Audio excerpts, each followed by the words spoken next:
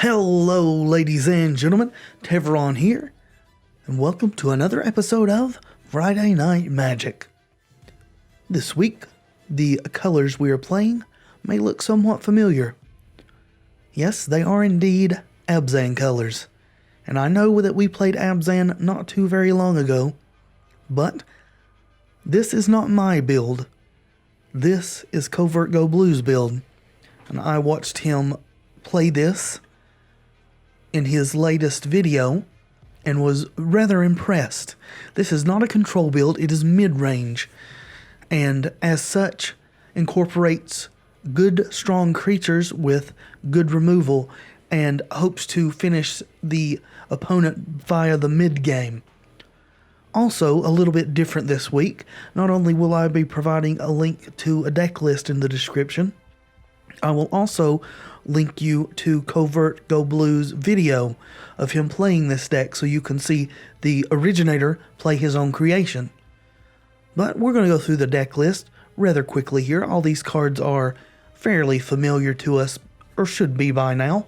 We're running 2 Deathcap Cultivators, 2 Sylvan Advocates, 2 Elvish Visionary, 2 Isley Eternal Pilgrim, 3 Grasp of Darkness, 2 Declaration in Stone, 1 Fleshbag Marauder, 1 Nissa Vastwood Seer, 2 Tireless Tracker, 1 Reclamation Sage, 2 Pulse of Marasa, 2 Anguished Unmaking, 1 Kalitas, Trader of Get, 1 Languish, 1 Gideon Ally of Zendikar, 1 Archangel Avacyn, 1 Guiltleaf Winnower, 2 Planar Outburst, 1 Omnixilus Reignited, 1 Green Warden of Marasa, 1 Woodland Balor, 2 Ever After. Now this is a card that we have not ran before, so let's take a closer look at this.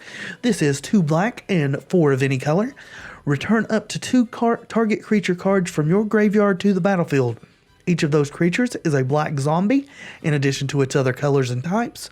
Put Ever After on the bottom of its owner's library. This is super good in this deck, and I'm sure you can see why, and if you can't, maybe we'll get a chance to show you. 1 Soaring Grim Nemesis, and the mana base is 3 plains, 3 swamps, 4 forests, 1 Hissing Quagmire, 2 Steam Vents, 2 Canopy Vista, 2 Woodland Cemetery, 2 Isolated Chapel, 2 Sun Petal Grove, and 4 Evolving Wilds. I'm excited for you guys to see this in action, so let's get to it. Alright. I'm not really thrilled about this hand. Let's go for a new one. This is a bit better. We'll keep. Alright, we're going to lead on Evolving Wilds for a swamp, allowing us to play our Woodland Cemetery next turn untapped and having access to immediate Grasp of Darkness. Don't know what the opponent's running yet, so we want to err on the side of dealing with an aggressive start. Okay, so they are not getting off to too fast a start, it appears. Go ahead and get our swamp.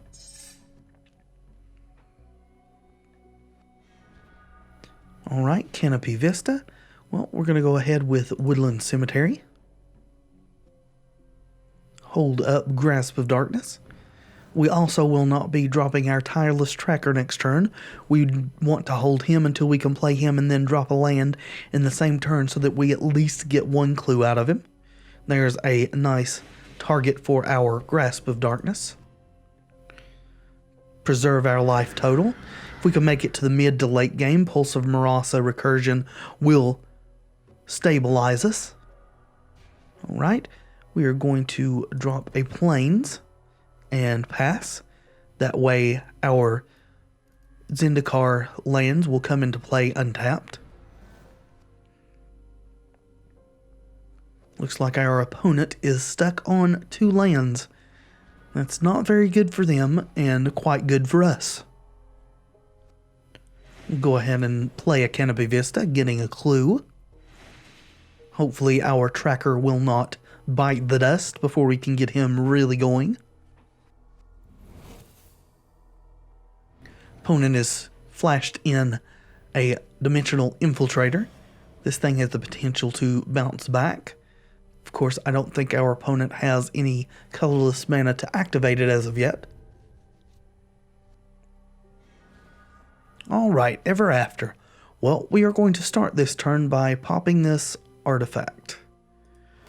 And I want to use the white mana, if possible. Thank you. Just in case we draw another Grasp of Darkness. We didn't. So we will drop an Isolated Chapel, getting another clue. And we will go ahead and sack that clue as well, pumping up our Tireless Tracker further. Oh, well, we're getting bounced. That's fine then. Would have liked to have gotten 4 or 5 damage in, but doesn't seem to be the case. We did refill our hand though. And Gideon will be forthcoming, most likely.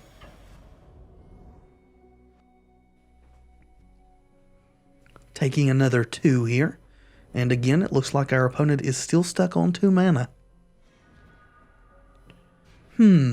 Actually, I think we're going to drop Sorin.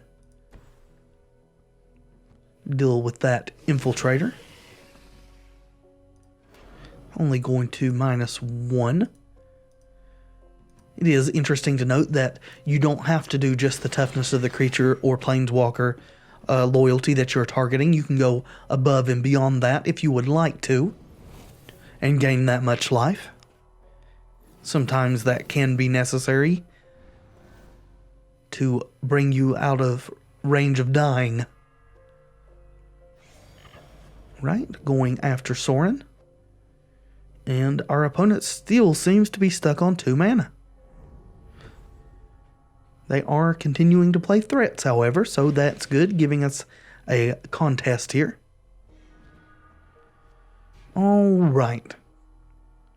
Well, I think I want to eliminate things that can kill Sorin here.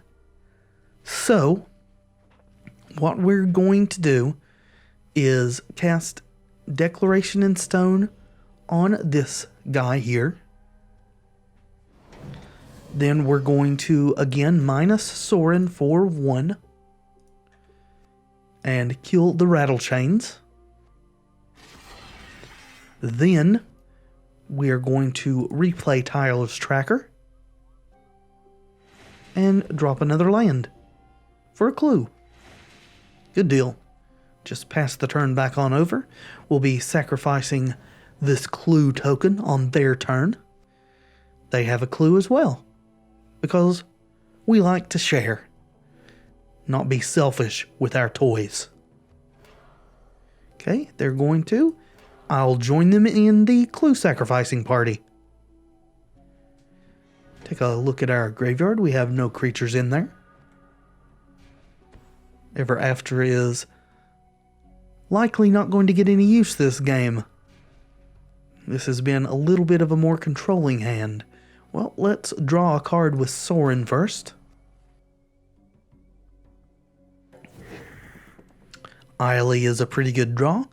Go ahead and drop our land and get yet another clue. We are also going to play Gideon.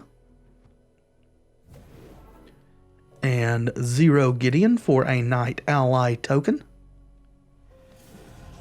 And we're not in danger of being board wiped here, I don't think, unless our opponent is also playing red and we just don't know it. They could then Radiant Flames, but we're going to go ahead and play Eiley and sacrifice this clue. So that will at least take our Tireless Tracker out of Radiant Flames range, if that is something that is forthcoming. Not to mention dealing an extra damage.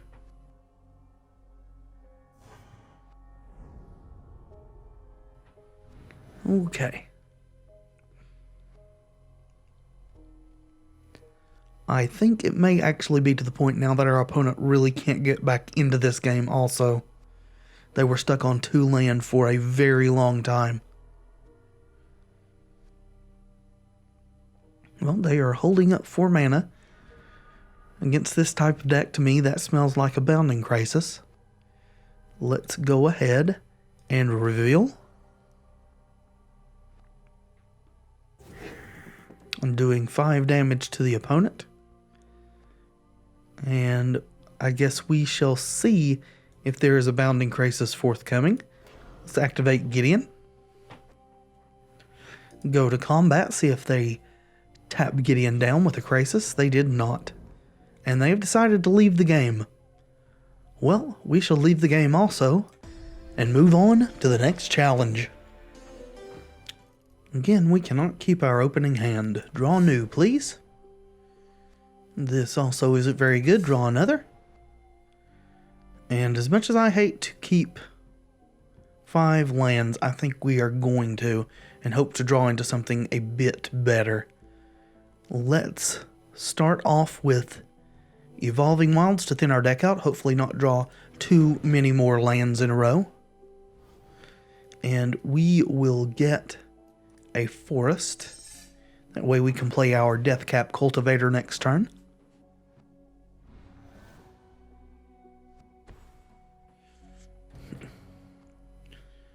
Opponent also leading off on Evolving Wilds and sacking.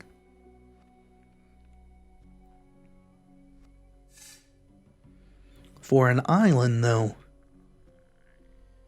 No forest turn 1 for them. We will play Deathcap Cultivator. Now we are going to be in a position to play our Tireless Tracker on turn 3 and play a land the same turn because of the mana acceleration provided by Cultivator.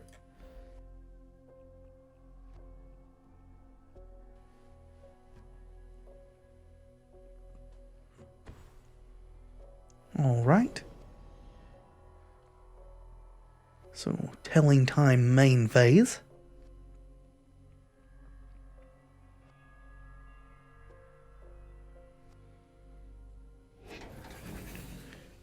Okay, so we are free to do what we will. Our opponent is tapped down, not having to worry about any responses. We'll go ahead and play Tireless Tracker. Also, take this opportunity to play our comes into play tapped creature land here.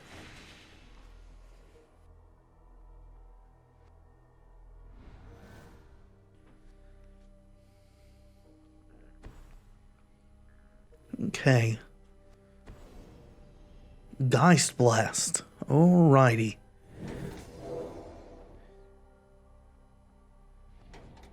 This card deals 2 damage to target creature or player. And if it's in the graveyard, you can exile it for a blue and 2 to copy target instant or sorcery you control. We will go ahead and play Isolated Chapel. The question is, do we want to activate our Quagmire or sacrifice our Clue? And I think we want to sacrifice this Clue. We drew Eiley. I'm very glad we did sacrifice the Clue. We'll go ahead and attack with the Cultivator. And then drop Eiley post-combat.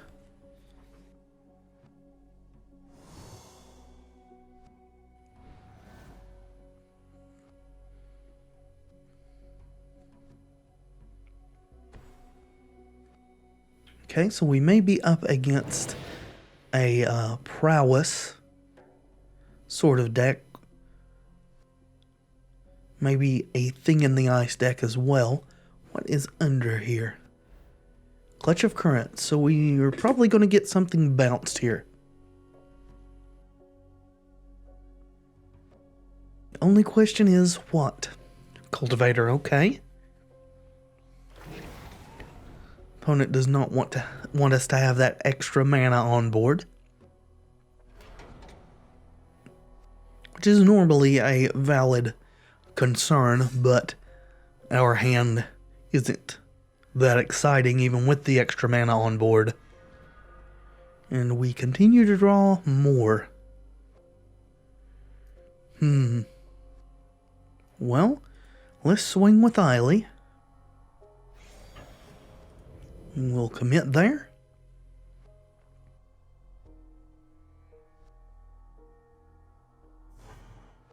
Then post-combat, play Cultivator and I think we're going to go ahead and play this Sun Petal Grove as well.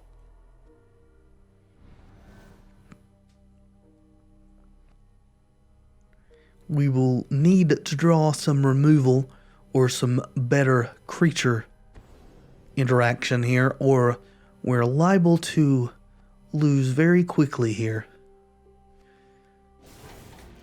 Between the prowess creatures and pump effects from the opponent. I think that guy is prowess as well.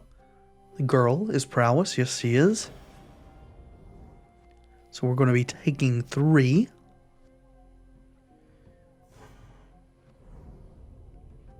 And hope to top deck something that isn't land. And we did. That's a pretty good top deck. Let's go ahead and swing with Eiley. Continue to clock the opponent.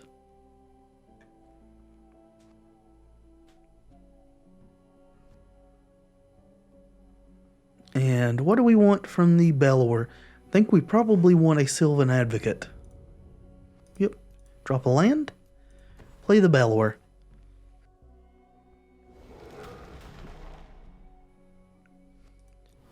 Arguments could well be made for another Tireless Tracker, or for an Elvish Visionary, or for Deathcap Cultivator, but I think Sylvan Advocate is probably the best, since he's going to come in as a 4/5, and greatly increase our board presence here.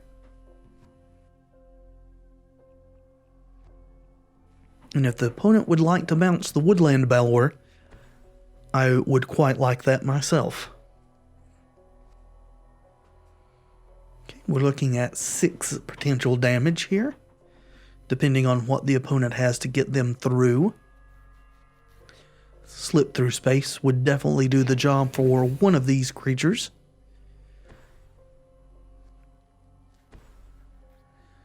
But instead they have Joriun. Joriin. Yes, Joriin. The habit of calling her Joy-Un. That is not her name. Okay, Guiltleaf Winnower is a good answer to that. But I'm going to give my opponent the opportunity to trade off with Eiley first and see what remains standing. I'm going to attack with all. Sylvan Advocate doing his vigilance job there, holding the fort both on offense and defense. The opponent has a difficult decision ahead of them.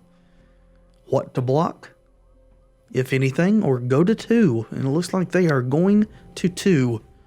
Well, we are going to play Winnower, and I think we're going to get rid of the Jorian. Pretty sure she's not an elf. It let me target her, so she must not be an elf. Yes, I would like to use the ability. I would prefer it if my opponent did not draw an extra card. And that is it. I'll see you in the next one. What is it with us in getting 1 land opening hands? I suppose that's better. We can cast Eiley off of Deathcap if he survives, so let's risk it. Looks like our opponent is mulligan. They kept at 5.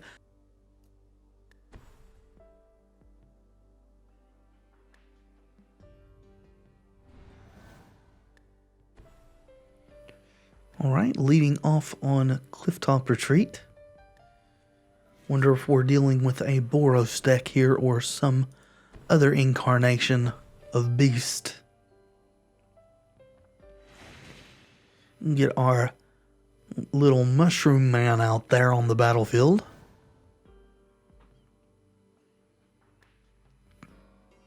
Hopefully he will survive to provide us with delicious mana.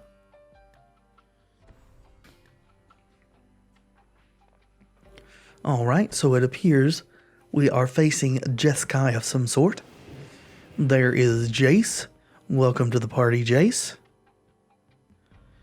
And we draw Anguished Unmaking.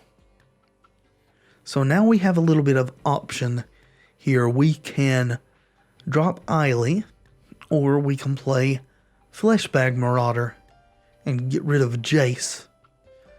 And since our opponent mulliganed to 5, I think it would be better for us to get rid of Jace. So that's what we're going to do. We will be sacking Fleshbag to itself. We want to keep our lone black mana source on the battlefield. Though this may also signal to the opponent that if they have a Twin Bolt or Fiery Impulse in hand, that it would be in their best interest to rid us of that black mana source. I just do not want a Jace to be drawing our opponent out of whatever predicament they may or may not be in. Alright, Evolving Wilds. And there's Impulse.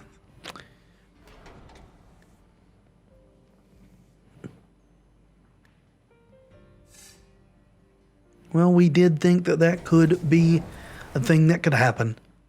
So we just have to deal with it. Unfortunately, our hand is very black heavy now. Hopefully we can draw a black mana source. Otherwise, we may lose this game. Because our opponent is certainly not having mana issues. They also aren't casting much of anything, so I guess that's good. And again, I'm going to hold on to Tireless Tracker.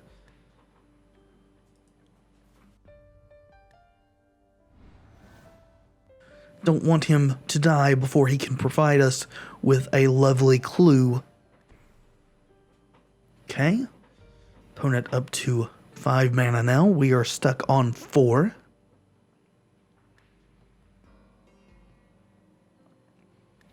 Come on, black off the top. Alright, what do we get? What do we get? Black mana, thank you very much. So let's make sure and leave white open. It is. We may get this countered. We didn't. Let's get a clue. And now we can play Eiley. So that was a very good turn for us. We may lose these creatures to a Radiant Flames. But still, we are going to be left with a clue for an extra card draw. And now we do have a black mana source. This is indeed a prowess slash thing in the ice deck, and there's Radiant Flames as well. We could go ahead and Anguished Unmaking this. Hopefully, we can draw a second black and then Guiltleaf Winnower it. And we did just that. When you got the run goods, you got the run goods. And there's nothing else that can be said. Yes, I do. A lot of people say it's better to be lucky than good. I say it's even better to be lucky and good.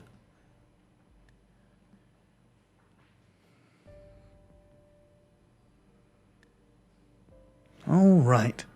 Well, let's swing, shall we? And actually, I probably should have held that land because I have Ever After that I could bring back 2 creatures with. Let's go ahead and swing. Guess I could get Death Cap or the Guiltleaf Winnower.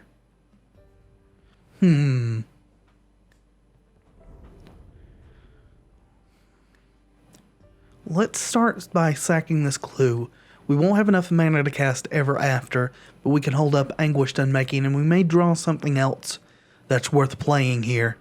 We drew a land, so next turn, barring a significant draw, we're going to go ahead and cast Ever After.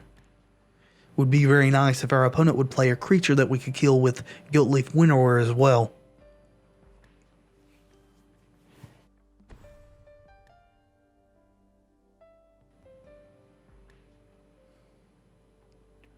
Our opponent still could be playing counterspells that we just don't know about yet. 2. Alright. So do we Ever After or do we Vastwood Seer? I think we go ahead and Ever After. And I want Tireless Tracker. And I guess we go for the bigger threat. We'll get Guiltleaf Winnower, confirm. Okay, that resolved. Well, I mean, we'll choose this, but we don't want to do it. No. And we'll get our clue and let our opponent go.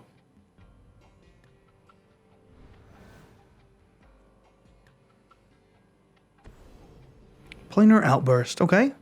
Go ahead and sack this clue. Draw a card here. Sylvan Advocate, alrighty.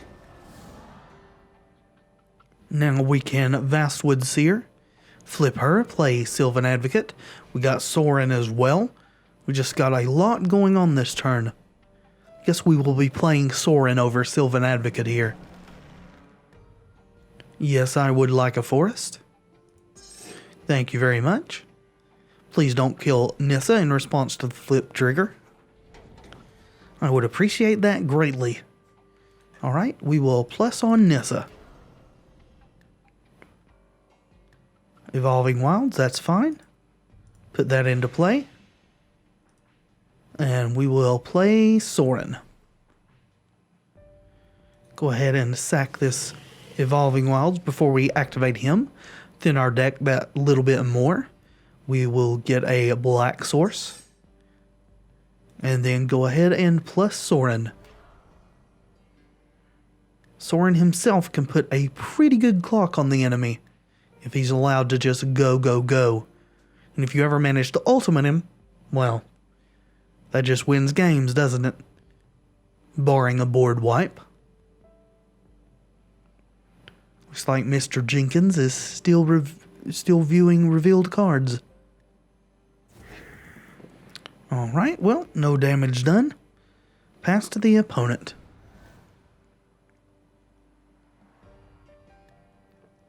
Hopefully they haven't stepped away from the computer, and it looks like they haven't. So this may also be a Madness deck, or deck with Madness cards in it with Reckless Scholar there.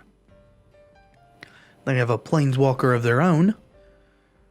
Luckily, both Sorin and Anguished Unmaking are exceedingly good at dealing with opposing Planeswalkers.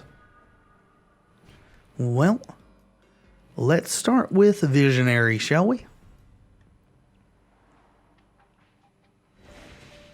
See what her elf eyes see. Another Elvish Visionary.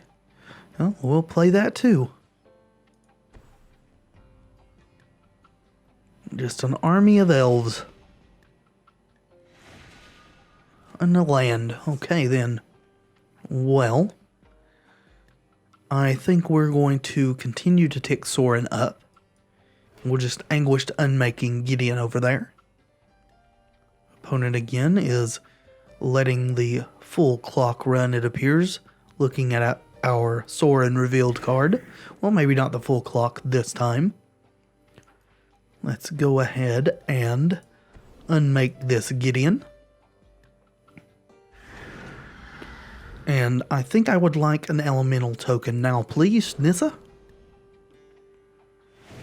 And I would also like to sack my Evo Wilds and play a Sylvan Advocate. Get a white source this time. And play Advocate. And that was an exceptional turn for us.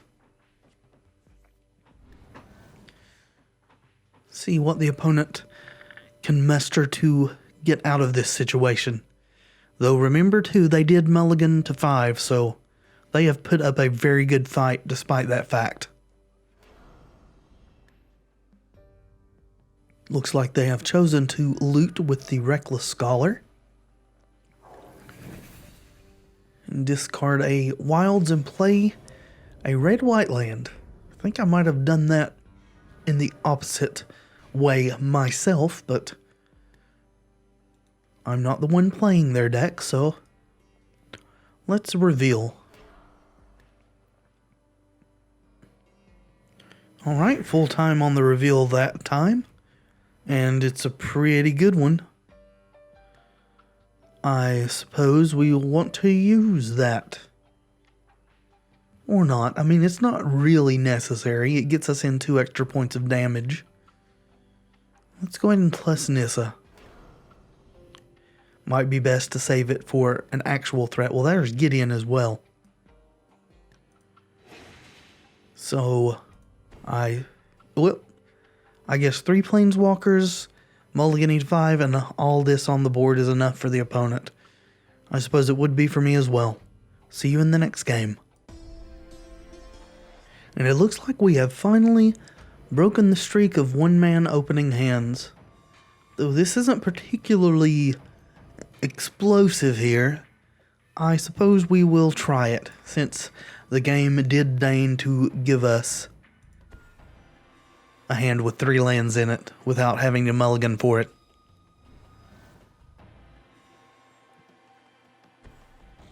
Alright, green from the opponent. That could mean lots of things. But we'll go ahead and drop our forest. We should be playing Sunpetal Grove next turn. Might ought to have went ahead and played the Isolated Chapel that turn. Okay. Duskwatch Recruiter. Good card. And we got an Evolving Wilds. That's going to go really well with our Tireless Tracker. I don't want that Duskwatch Recruiter around, so let's go ahead and fleshbag him. Again, just trying to protect our life total early on.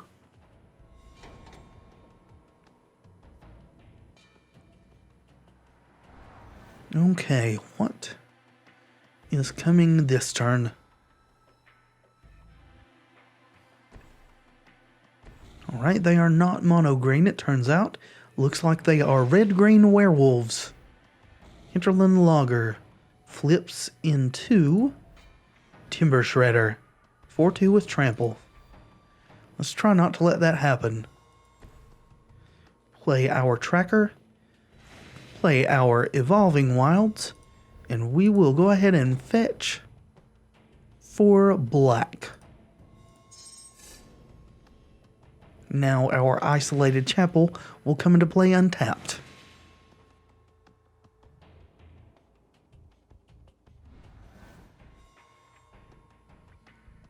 If they swing with that Lumberer or Logger, we will not be blocking.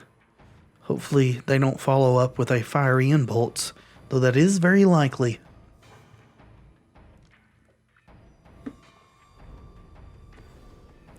Rabid Bite, that's good too. Good removal.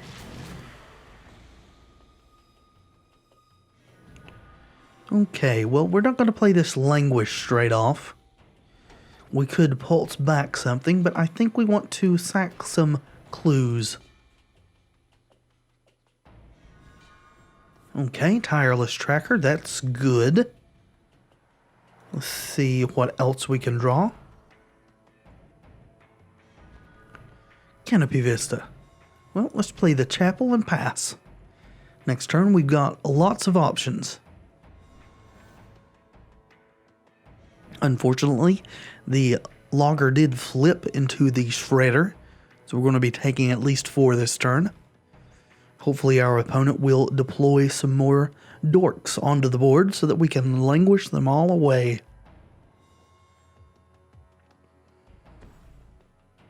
And they did. At least 1. Looks like they are stuck on 3 mana. So we'll go to 14 here.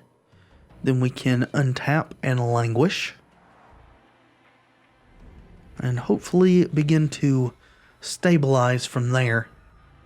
Deathcap Cultivator is a good draw. We can play that after languish. Alright, go ahead. Play our Vista and our Cultivator.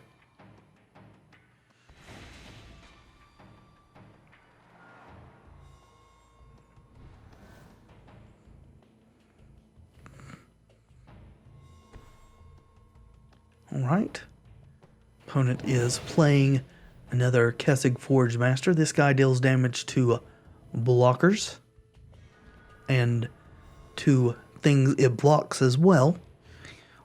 Archangel Avacyn is a good draw here.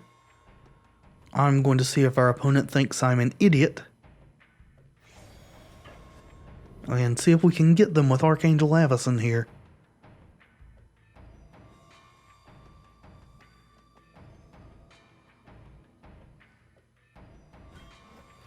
And it looks like we can. Ability triggering from that. We will play Avacyn and give our stuff indestructible.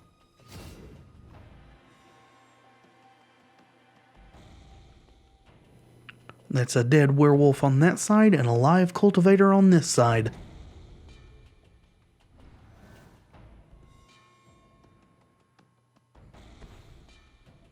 Alright, our opponent finally hit their 4th land. Plays a Dustwatch Recruiter. Don't know if that is going to be enough here, especially since we are going to probably kill it with Sorin.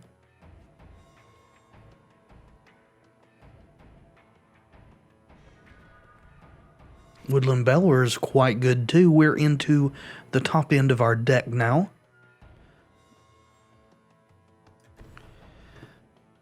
Accidentally tapped Deathcap Cultivator there. Go ahead and minus Sorin and kill this guy. Wanted to attack with the Cultivator. Looks like they're going to Twin Bolt Sorin. So Sorin may die, but he killed a werewolf. So I guess he did something. And if they Twin Bolt him again or something else, then he drew a bunch of burn spells that could have gone to my face or killed some of my creatures.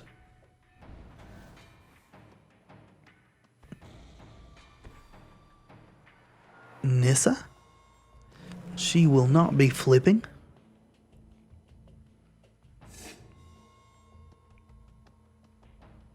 And the opponent thinks that that is quite enough. I'm going to go ahead and play this one out, since it probably is going to be our last game of this video. Okay, well, we have a Tireless Tracker and a Fleshbag Marauder in the graveyard. So we have a lot of options. We could pulse back our Fleshbag, kill Nissa. Actually, I want to see if our opponent is willing to trade Nissa for a Deathcap Cultivator first.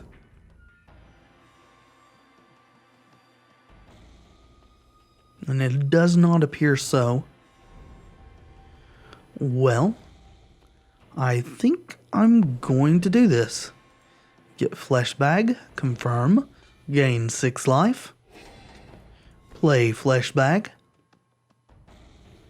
And I'm going to hold this land in my hand. We don't need a 7th land as of yet. We'll sacrifice the Fleshbag.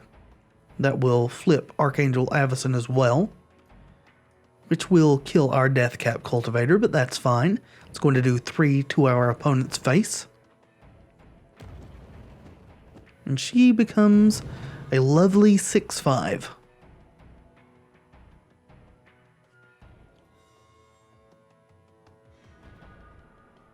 Okay. Well, this hand is just gas. Swing for 6, putting our opponent to 1. That can't... That doesn't have reach, right? Okay. So no blocky for that flash dude. Then we're going to Tireless Tracker. And get a clue. And play an Advocate. And sack the clue.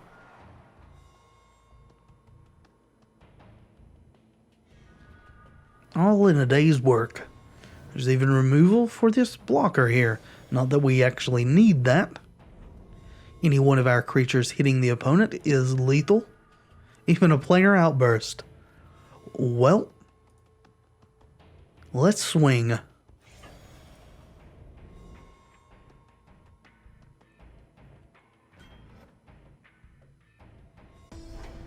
I hope you've enjoyed this episode of Friday Night Magic. If you have, please leave a like below. It really does help, and your support means the world to me. Leave a comment. Let me know what you think about what's going on in this video or in the world in general. I also highly urge you to check out the link below to Covert Go Blue's video. Check out his channel as well. He is another content producer who does Magic Duels content, and I highly recommend checking him out. That being said, until next time, friends, be excellent to each other.